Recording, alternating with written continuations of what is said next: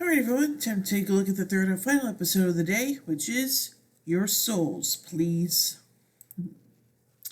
Kazu is driving a convertible through the city when Shoji challenges him to a race. Kazu takes up the challenge and they speed up. During the race, Akane and Masao runs into the road, forcing the two to swerve out of the way. They got off their vehicles to ask if the boy is okay. Instead, a girl named Kaori runs out, criticizes the two men, and forces them to give up their personal information. Elsewhere, a strange man on rollerblades skates through the city, and Ad proclaims he has keys that can open anything. Entering a house, he approaches Masao in his room and presents a key that can open the door to people's souls.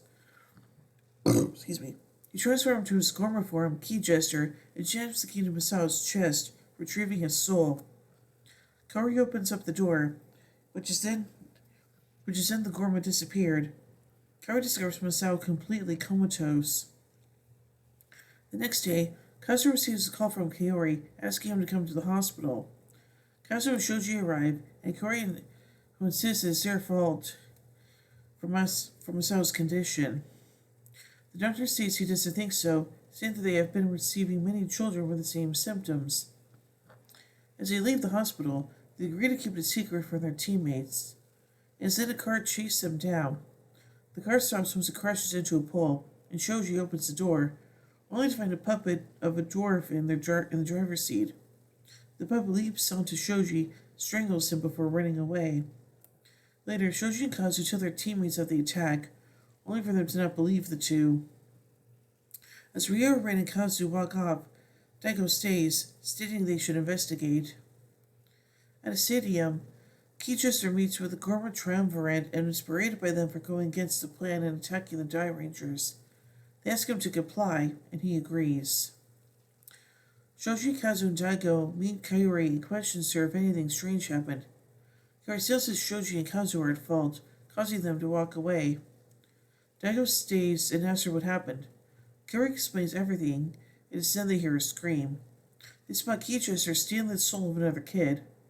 Daigo chases after him, with Kaori following, but is attacked by puppets.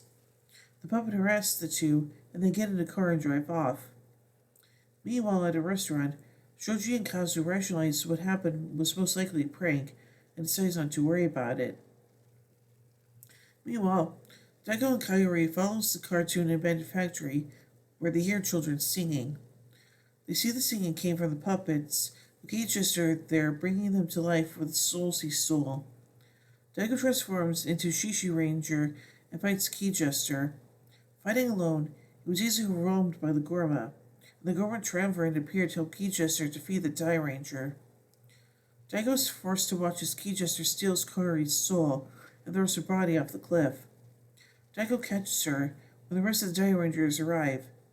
In a fit of rage, Daigo punches Shoji and Kazu and carries away Kaori's comatose body. Oh, yikes, that's not good. So anyway, let's take a look at a note from this episode. Shishi Ranger is the only Die Ranger to appear transformed in this episode. So overall, I think this episode is pretty unique, and it's the first of a two-parter, so we'll find out what happens to Keychester next episode. So there's that. So yeah. So overall, I give Your Souls, Please 4 Megazords out of 5. Well, then tune in tomorrow as we take a look at the finale of the two-part story, We Were Naive. So until then, in the words of Zordon, may the power protect you.